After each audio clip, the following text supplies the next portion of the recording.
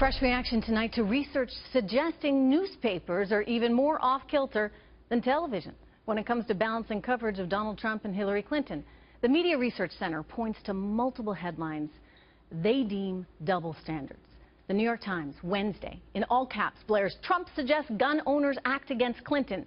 Alarm at his remark." From the Washington Post, Trump decried for gun remarks. Critics see his comments on Second Amendment as a threat against Clinton. And from USA Today, Second Amendment people, his secret weapon, Trump hints. Howie Kurtz has more live from our Washington bureau. Howie. Trish, if one image could capture the recent coverage of Donald Trump, it would be this Time magazine cover, Meltdown. The media's more hostile approach began with Trump's speech at the Republican convention. What Donald Trump did tonight is a disgrace. The Republican Party that I worked for 2 decades died in this room tonight. We are now represented as a party by a man who believes in protectionism, isolationism, and nativism. The press also ripped Trump during the Democratic convention for what seemed a sarcastic invitation to Russian hackers to dig up Hillary Clinton's 33,000 deleted emails.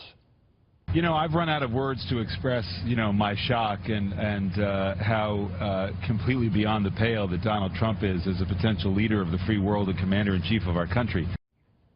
Then came the media backlash when Trump criticized the Gold Star family after the Muslim father, Kaiser Khan, denounced him at the Philadelphia convention. Some pundits even questioned his sanity, Washington Post columnist Gene Robinson calling Trump flat-out crazy. It seems like a lot of people around him, even in his managerial inner circle, if that isn't a contradiction in terms, are wondering, if not about his sanity, about his ability to control himself. There was another media uproar when the Republican nominee said Clinton, as president, would essentially abolish gun rights, but that Second Amendment people might be able to do something. Donald Trump spoke off the cuff and took his campaign off the rails again. Let me say this to my Republican Party. You are letting Donald Trump destroy the party, and you've done it from the beginning. You don't say stuff like that. It can be seen otherwise. And it's not the press, it's not the Democrats.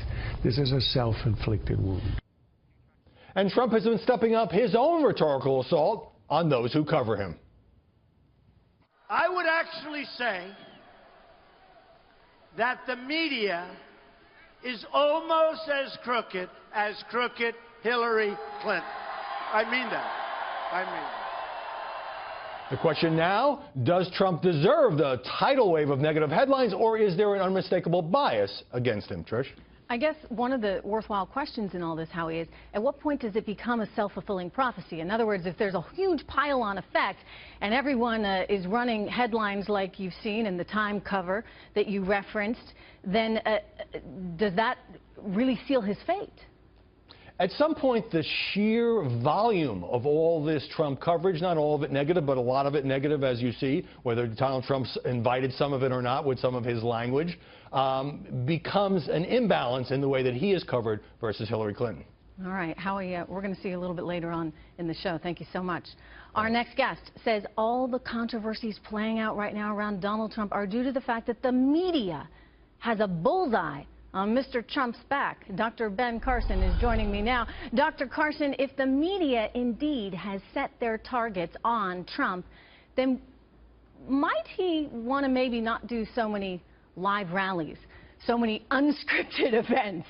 I mean, should he be backing off this impromptu stuff?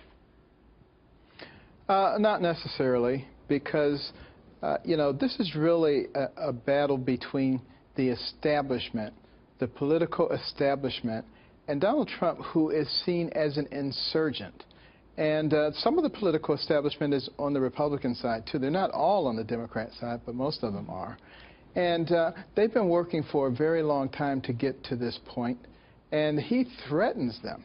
They need just one more term so they can get 2 of the 4 Supreme Court picks and stack the federal court system. And then it really doesn't matter who's the president after that. They know that.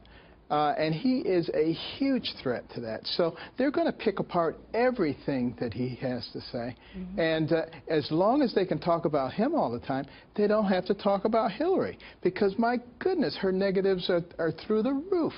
But if you never get to talk about them, then the people don't know about them.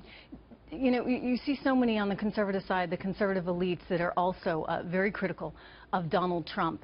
Have they effectively sealed his fate as well? In other words, if they had embraced him earlier in this process more fully, might we be looking at a different situation in terms of some of the poll data we see? Well, the fact of the matter is, if the Republicans, the conservatives, the people with common sense start working together, there is just no way the progressives can overcome them.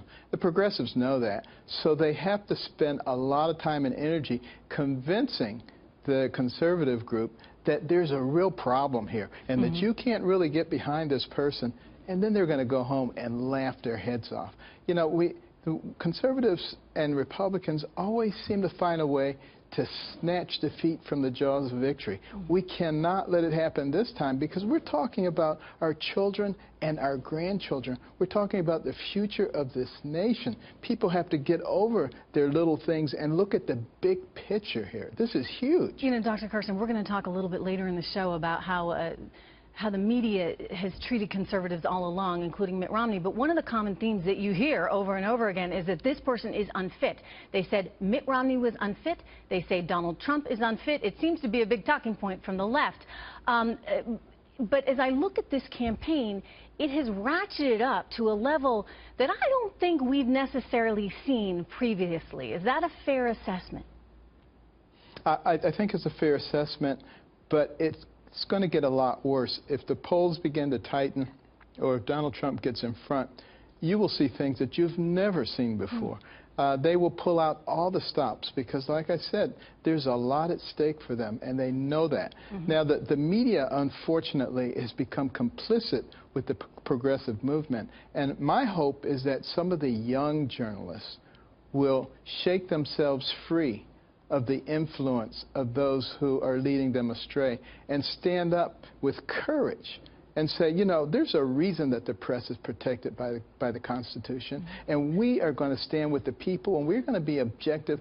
I don't care what's going on. We're going to ask the hard questions, no matter who it is. You know, Dr. Carson, you're absolutely right. There needs to be more objectivity, and so for the media to completely write him off this early in the game, frankly, just isn't following through on their obligation to be actual journalists in this whole process. Dr. Carson, thank you so much. Good to have you here.